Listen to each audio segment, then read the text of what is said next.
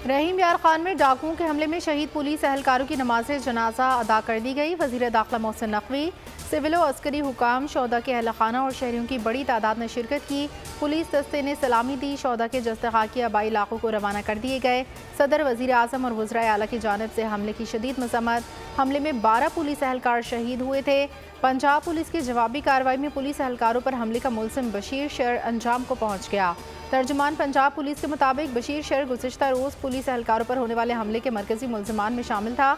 बशीर शेर के 5 साथी भी जख्मी हुए। IG पंजाब पुलिस का कहना है कि तमाम मुलजिमान को कैफरे किरदार तक पहुँचाया जाएगा।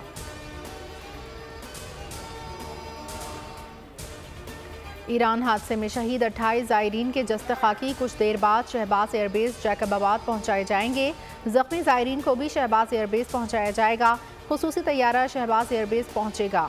28 पाकिस्तानियों की यज़्द एयरपोर्ट पर नमाज जनाजा अदा की गई। ज़ख्मियों और मय्यतों को एम्बुलेंस के जरिए आबाई इलाकों को रवाना किया जाएगा। जाम बहक और ज़ख्मियों का ताल्लुक लाड़काना खैरपुर कंदकोट से है।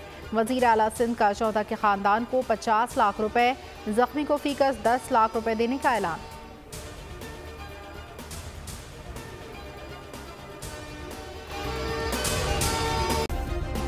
सब्सक्राइब करें और बेल दबाएं ताकि कोई खबर रह न जाए।